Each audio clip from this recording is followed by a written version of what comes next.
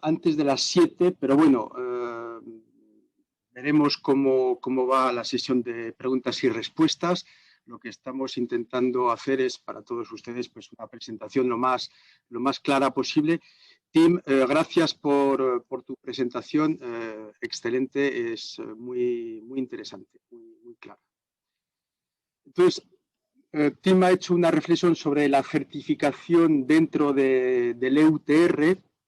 Ahora, en esta tercera presentación, vamos a ver de cómo funciona en sí la certificación forestal, de manera que vamos a presentar los esquemas existentes, sus particularidades y hablaremos básicamente de los dos grandes grupos de certificación, es decir, la certificación llamada de legalidad y después la certificación de gestión forestal sostenible. Entonces, hay que recordar que hace unos 30 años impuso poco a poco una toma de conciencia en Europa, en los países consumidores, vamos a decir, de madera, temas sobre la desforestación, la contaminación. Se empezó a hablar de las lluvias ácidas, de la erosión, de los incendios y aparecieron iniciativas para evitar el incipiente boicot de la madera allá por los años, final de los años 80. Podemos también indicar que el concepto de madera ilegal no existía hasta el final de los años 80 o solo existía en algunos casos muy puntuales. Recordemos también que la definición de desarrollo sostenible es en definitiva reciente, ya que se formalizó por primera vez en 1987 mediante un informe del gobierno de Noruega a las Naciones Unidas. En los años 90, coincidiendo principalmente con la cumbre de Río de Janeiro, nacen iniciativas de gestión forestal sostenible y lucha contra la tala ilegal. Son iniciativas, bien sea de origen privado, como la certificación FSC, nacida en México, Oaxaca, o el PFC, nacido en Europa, o bien sea iniciativas de origen público, como las políticas FLEGT del inicio de los años 2000, o la reglamentación americana del LACE Act, aunque hay que decir que el LACE Act americano es en realidad mucho más antiguo que todo el resto, ya que es de casi inicios del siglo XX. Y también podemos mencionar también a nivel público el inicio de la red, la lucha contra el cambio climático a través de la lucha contra la desforestación o la degradación de los bosques. Entonces, el fundamento de la certificación forestal está en el concepto de gestión sostenible, permitiendo así la producción de madera gestionada de manera responsable. La certificación forestal es, por lo tanto, una herramienta de mercado para orientar el consumidor hacia madera procedente de bosques bien gestionados. Así pues, la certificación es un argumento comercial que frecuentemente carece de suficiente visibilidad y mecanismos de promoción. Nuestra reunión de hoy, en definitiva, pues también ilustra un poco esta falta de conocimiento y de información que las empresas importadoras de madera tienen de la certificación, que dentro de lo que cabe tienen son esquemas que tienen más de 25 años de existencia. Entonces, si abordamos los principios de la certificación forestal, hablaremos de su objetivo y de sus medios. Su objetivo es, ante todo, certificar el nivel de calidad de la gestión forestal e informar a los consumidores finales para que puedan elegir mejores productos y alcanzar así este objetivo necesario. La gestión forestal auditada permite auditar y verificar el cumplimiento de los requisitos existentes en las normas por los productores de madera en origen. Entonces, tras la verificación de esta calidad inicial, la certificación requiere medios para vincular la certificación forestal a los consumidores a lo largo de la cadena de suministro, mediante una auditoría de las empresas comerciales y de transformación para verificar la trazabilidad, pero también el marcado de los productos mediante un etiquetado y así poder identificar los productos certificados. Por lo tanto, entendemos bien que la certificación forestal es en definitiva la combinación de dos tipos de certificación. Primero, la certificación en el ámbito de la gestión forestal sostenible, es la concesión forestal, el monte, como decimos, y la certificación de los intermediarios, asegurando así la trazabilidad de la madera a lo largo de lo que en España se llama la cadena de custodia o chain of custody. Entonces, vamos a empezar hablando precisamente de la certificación en origen, de la certificación de la gestión forestal sostenible y más adelante hablaremos de la certificación de la cadena de custodia. Quisiera recordarles a todos los participantes que no duden en hacer preguntas sobre el espacio dedicado a preguntas y respuestas, que creo que se llama QR, el chat siendo más bien para problemas de conexión a nuestra aplicación. Entonces, empezamos con la gestión forestal sostenible. Esta gestión forestal interesa ante todo pues, los gestores forestales, los propietarios de bosques, los empresarios, asociaciones y empresas madereras. Sus medios son las auditorías de campo para verificar el cumplimiento de los requisitos en función de una norma de gestión forestal. Esta certificación, entonces, se apoya en esta norma, la cual, lo hemos dicho un poquito antes, pero profundizamos aquí un poquito, se compone de un conjunto de requisitos que aborda una amplia gama de aspectos económicos, sociales, medioambientales, técnicos, referentes a la gestión forestal. Y también se apoya en un conjunto de principios, criterios e indicadores. Veremos que hay algunas diferencias en función de los esquemas. En esta diapositiva, entonces, presentamos lo que es una diferencia entre la norma de legalidad y la norma de gestión forestal sostenible. Todos los requisitos de la certificación legal, que repito, no es una certificación de la legalidad de cara a la EUTR, sino todo estaría resuelto, sino es una evocación de lo que se parece más a una certificación de la legalidad, no obstante. Pero todos estos requisitos de la certificación de legal también se encuentran incluidos en lo que es la certificación de gestión forestal sostenible. Con lo cual, la certificación de gestión forestal sostenible va más allá de lo que es la certificación llamada de legalidad. Pero, en definitiva, para hablar de manera coloquial, la certificación de gestión forestal sostenible incluye el nivel de certificación de legalidad. Con lo cual, la certificación de gestión forestal sostenible, estamos hablando de certificación FSC o certificación PFC, es el nivel actualmente más elevado a la hora de hablar de certificación forestal. Entonces, podemos hacer algunos comentarios más, básicamente en lo que es la certificación de legalidad, aborda las 5 áreas legales del EUTR, de las cuales Tim ha hablado de manera muy precisa anteriormente. Aborda también el nivel de detalle de los requisitos, el cual nivel de detalle puede variar en función de los diferentes esquemas de certificación.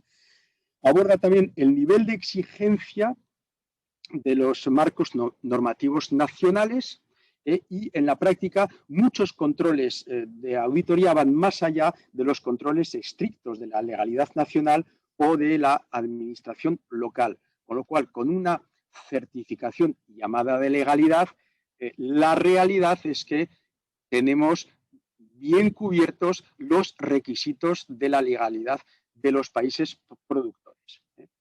Después, más allá de la legalidad, la gestión forestal, la certificación de la gestión forestal sostenible va a abordar el cumplimiento de las leyes y reglamentos nacionales, un principio específico, principios específicos, no vamos a entrar en detalle, para FSC y para PFC.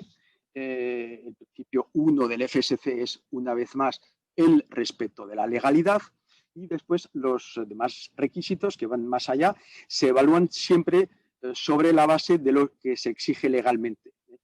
Quiero decir por ahí que la certificación nunca sustituye a la ley. No puede haber discusión entre lo que manda una norma de certificación y lo que manda la legislación de un país.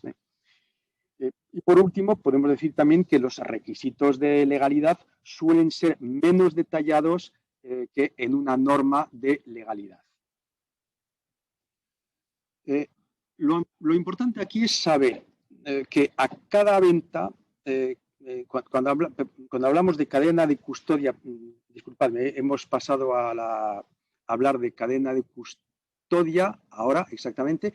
Lo importante cuando hablamos de cadena de custodia es, lo primero, saber que una empresa corresponde a un eslabón de la cadena de custodia. Esto es como primer principio de lo que es este tipo de certificación. Esto quiere decir que, aunque una empresa que compra y vende madera, esta empresa no almacene la madera en sus instalaciones, tendrá que estar certificada esta empresa. En cambio, pues el agente que no factura la compra de madera o una venta de madera, el agente, el corredor, no ha de estar certificado, no, porque nunca será propietario de un lote de madera. Si seguimos con la cadena de custodia, que recordemos, es un complemento imprescindible a la gestión forestal sostenible. Esta cadena de custodia se dirige a empresas comerciales y de transformación de madera y fibras mediante auditorías para verificar el cumplimiento de las normas. Las normas de certificación de una cadena de custodia son básicamente referentes a la metodología de la cadena de custodia, cuáles son los métodos contables para llevar a cabo esta cadena de custodia, es referente a los requisitos generales, el alcance, el abastecimiento, la identificación de entradas y salidas, el control del volumen, las ventas, las entregas, los requisitos del sistema de gestión, que incluye la subcontratación, y los requisitos para los productos no certificados y finalmente también los requisitos en cuanto al etiquetado.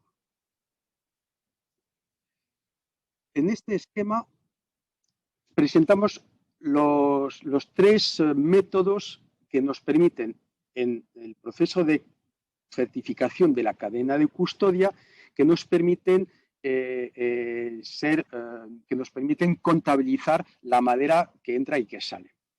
Básicamente hay el sistema de la segregación física, en todo momento es el sistema más sencillo, pero también el menos fácil de llevar a cabo, es la separación de los lotes de madera certificada y de madera no certificada.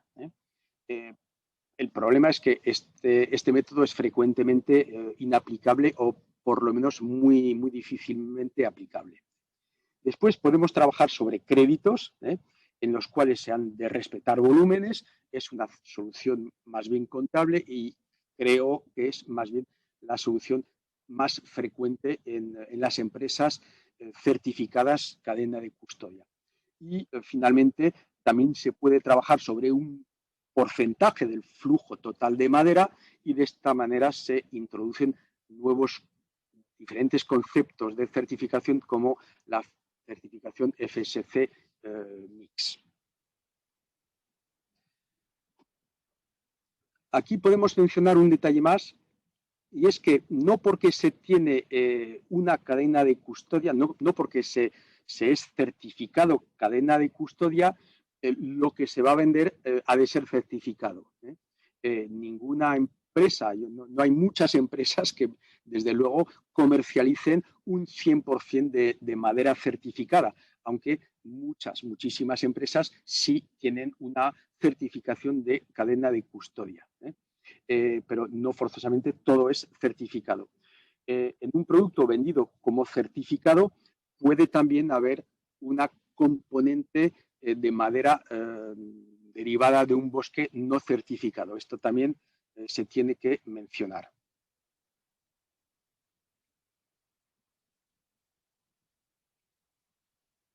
Bueno, aquí para resumir un poquito lo que estamos diciendo, siempre intentaremos valorar la certificación y saber lo que valen los esquemas de certificación.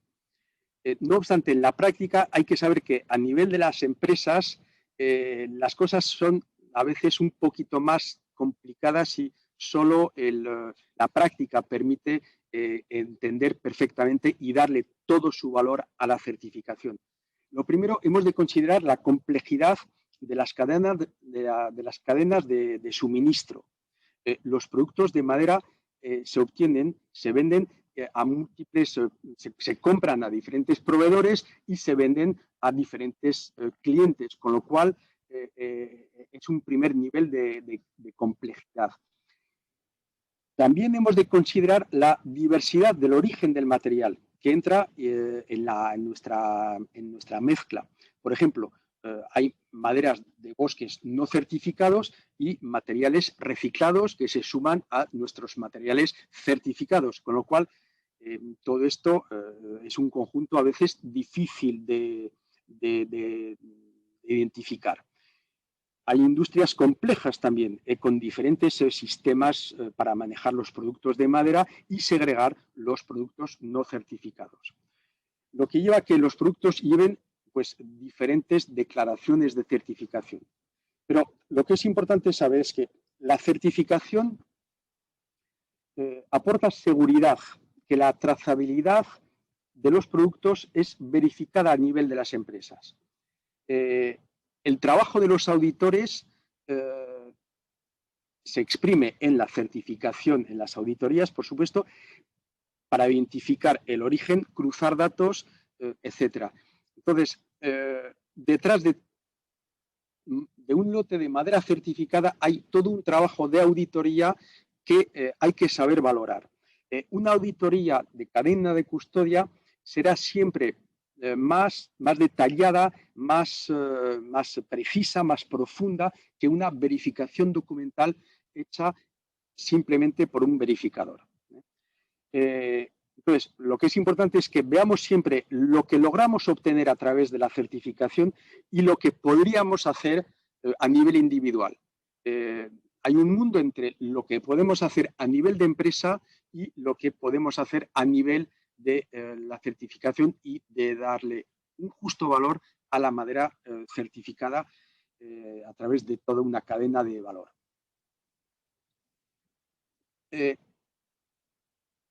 Espero no hablar demasiado rápido y espero también que me entendáis todos correctamente. Queremos también hacer aquí una pequeña aclaración. Diligencia de vida, la palabra diligencia de vida se habla mucho y muchísimo en el ámbito del EUTR, pero no es el único caso donde se lleva a cabo la diligencia de vida. La diligencia de vida es básicamente asunto de todos los esquemas de certificación. Es un enfoque existente en el UTR, pero también en la certificación, como aparece obvio en diferentes casos que voy a detallar ahora mismo.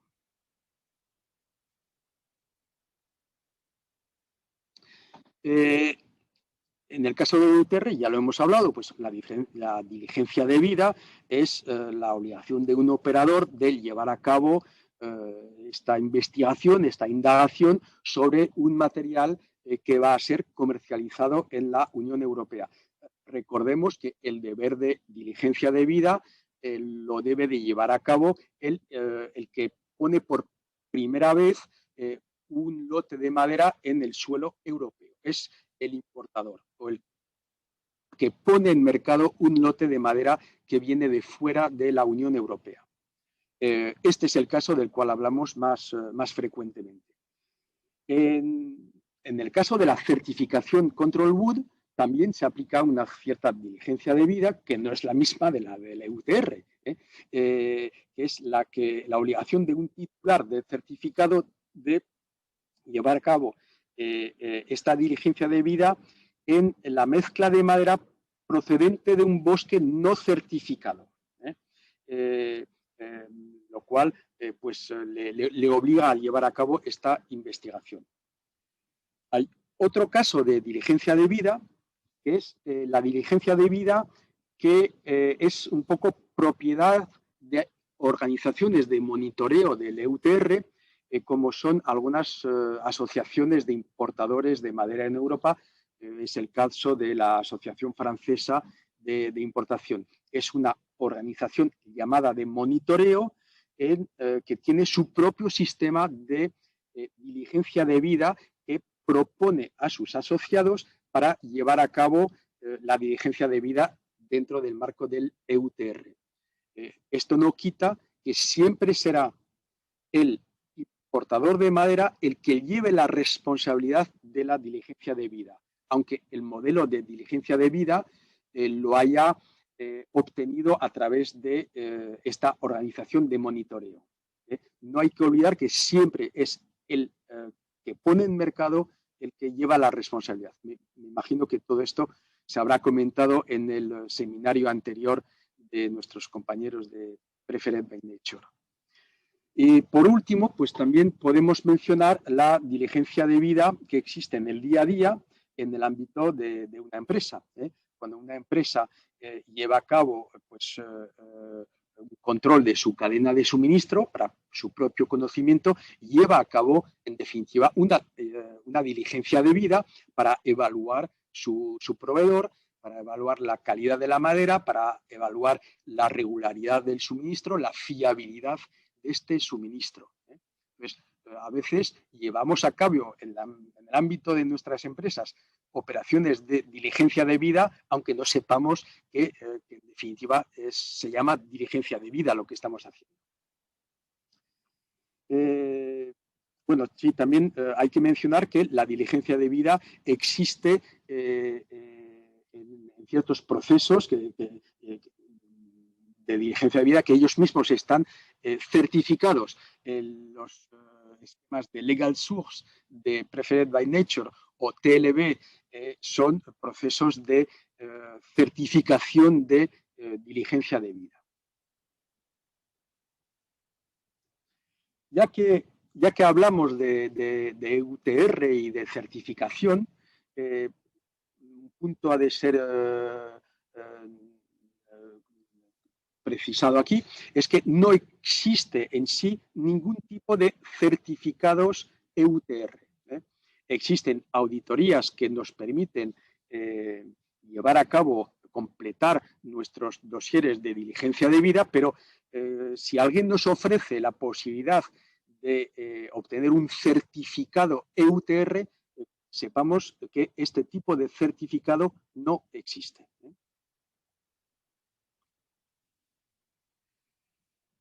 Bien, pasemos entonces a diferenciar los sistemas de certificación forestal que existen hoy en día. Vamos a intentar hacerlo rápido porque creo que el tiempo está pasando. Entonces, en esta primera diapositiva, bueno, muy sencillamente, muy esquemáticamente, es interesante porque nos permite distinguir lo que es reglamentario, distinguirlo de lo que es voluntario, distinguir también lo que es gestión forestal o gestión forestal sostenible y lo que es legalidad.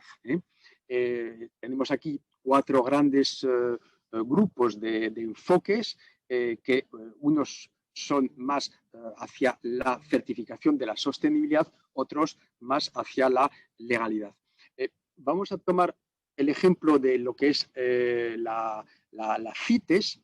La CITES es la Convención de Naciones Unidas para las Especies en Peligro y que reglamenta la comercialización de algunas especies de madera que son consideradas en peligro de extinción. Bueno, pues es una iniciativa muy ligada a la sostenibilidad, ya que estamos hablando de especies en peligro, pero también muy fuertemente vinculada con lo que es la legalidad y el respeto de la reglamentación existentes. Entonces, es un ejemplo entre que es un poco aparte de todo lo que hemos hecho hasta ahora, que es hablar del EUTR o de la certificación. La CITES es también una componente que hay que considerar. Rápidamente, cuando hablamos de diferentes esquemas de certificación, pues aparecen evidentemente los logos. Bueno, pues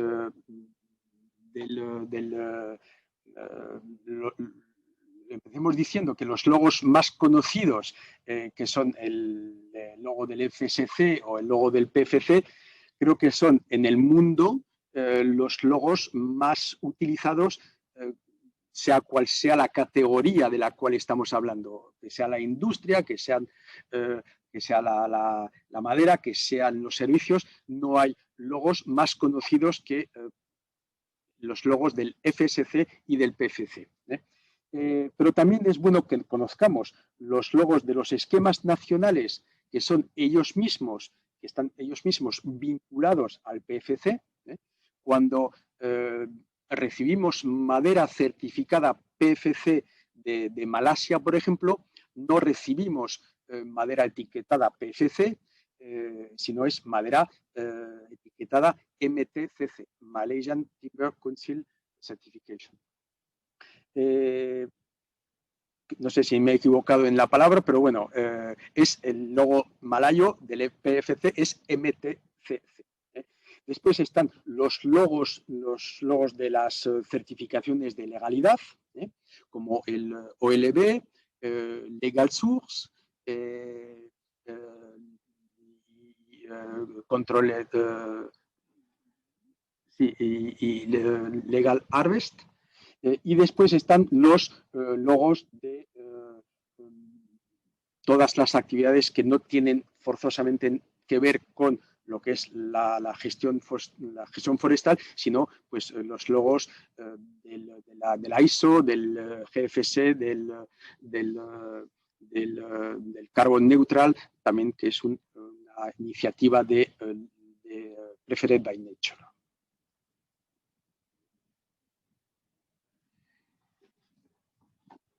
En esta diapositiva vamos a visualizar de manera muy esquemática el alcance de las certificaciones frente al nivel de legalidad o de gestión forestal.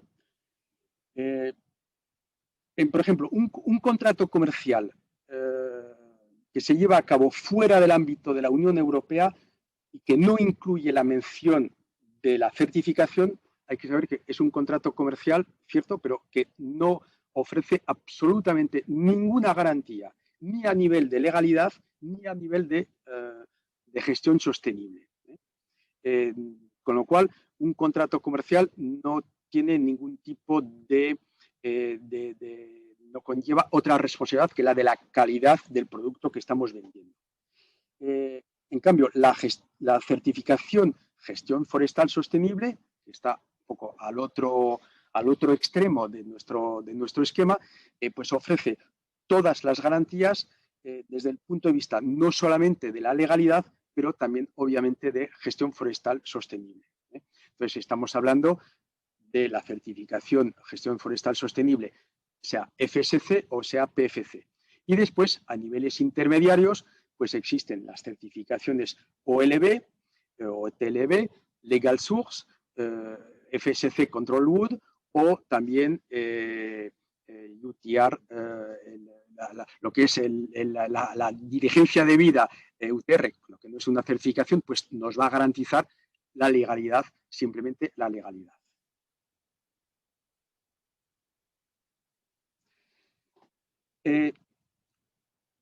Unas pocas diapositivas ahora para recordar a grandes rasgos, pero no creo que sea importante pasar mucho tiempo sobre el historial del FSC o el historial del PFC, pero bueno, solo recordemos que FSC es una iniciativa que se crea en México, Oaxaca, en el año 94 y que está sostenida por un grupo de 25 países para promover la gestión responsable de los bosques. Estamos en ese momento poco después de la cumbre de Río de Janeiro, en la cual se empezó a poner en marcha una serie de decisiones.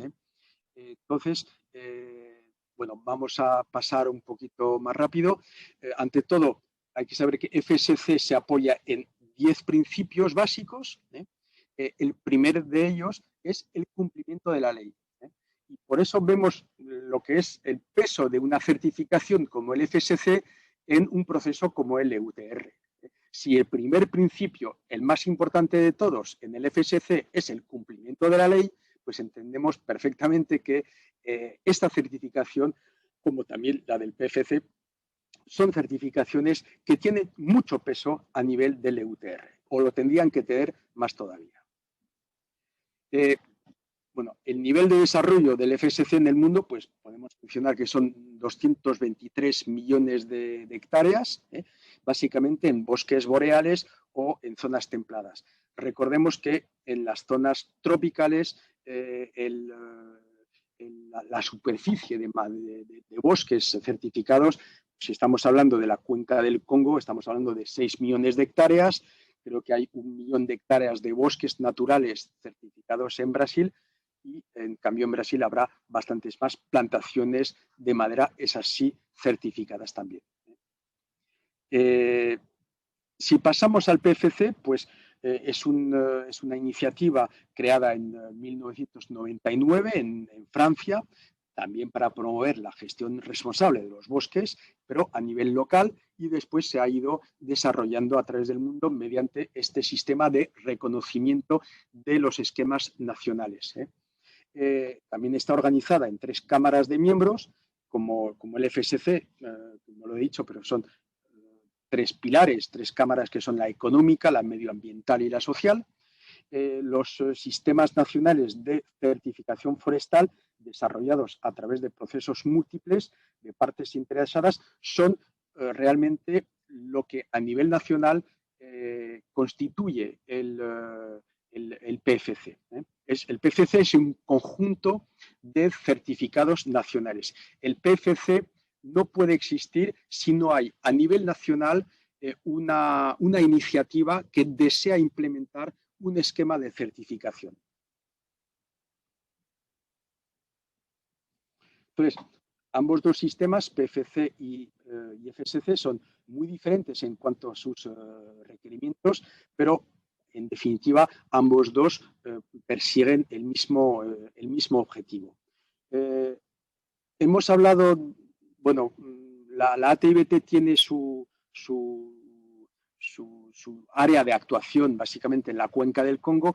Conviene recordar aquí que a través de la ATIBT, si bien he dicho que el FSC dispone ya de 6 millones, casi 6 millones de hectáreas certificadas en la cuenca del Congo, estamos desarrollando, apoyando el PFC para también desarrollar un esquema regional a nivel de 3 países, Camerún, Gabón y Congo. Es una unión de tres iniciativas nacionales que es un poco peculiar a nivel del sistema PFC, pero que ha sido validada para la cuenca del Congo, pues sencillamente para reforzar, abaratar costes y hacer que los esquemas nacionales, pues actuando conjuntamente, puedan tener más peso, más eficiencia y que los costos sean reducidos. Básicamente estamos hablando de los costes de la acreditación. Entonces, esto es el mapa del desarrollo del PCC a nivel internacional. Vemos que son 324 millones de hectáreas de bosques certificados. Aquí también, básicamente, en zonas boreales, en zonas templadas, y también mucha certificación de plantaciones en zonas tropicales, pero muy pocos bosques naturales en zonas tropicales certificados con el PCC, aunque sí en Malasia, básicamente sí que hay un desarrollo ya relativamente antiguo. Entonces, entre los dos grandes sistemas existen diferencias. No consideramos que haya diferencias cualitativas, pero sí hay diferencias serias en cuanto a su funcionamiento. FSC se distingue por tener un desarrollo, vamos a decir, es una iniciativa internacional que tiene un desarrollo descendiente hacia los países, hacia las áreas en las cuales hay necesidad, hay interés por este esquema de certificación, y en cambio el PFC, como lo he dicho antes, es un sistema ascendente, es decir, se inicia con una voluntad nacional a nivel de una ONG, a nivel de una asociación, a nivel de una organización que incluso puede ser una empresa, y poco a poco el esquema se construye y es reconocido a nivel internacional por el PFC internacional. La posición de principios y criterios de uno y otro no es exactamente la misma, pero vamos a decir que los principios y criterios tienen mucho peso en el FSC, en el PFC no tienen no tienen tanto peso como en el FSC, porque sencillamente el PFC es un marco en el cual las otras iniciativas nacionales se van a desarrollar. Con lo cual, el marco del PFC es menos rígido que el marco del FSC.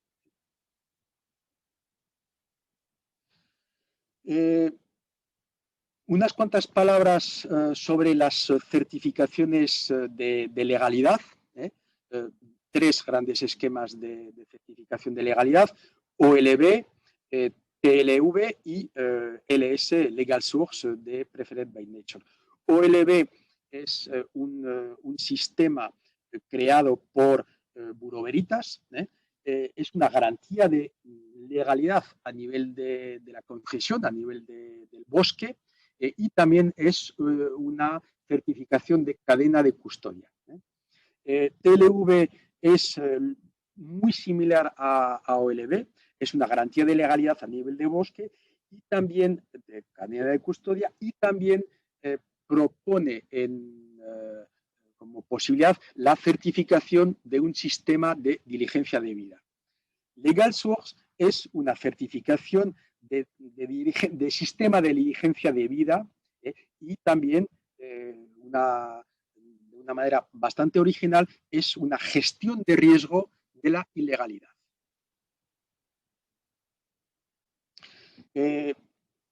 Un poco para concluir, recordemos que un certificado de legalidad que proviene del Congo, Camerún, dentro de lo que es el FLEGT, no va a recubrir los mismos conceptos que una certificación de legalidad tipo Legal Source, OLB o TLV. Entonces, en la primera no va a haber ninguna auditoría independiente. Solo en los procesos de certificación de legalidad va a haber un proceso de auditoría independiente que está firmada por un organismo de certificación. Espero haber sido relativamente conciso, claro, y gracias por vuestras preguntas en el chat de preguntas y respuestas. Gracias a todos.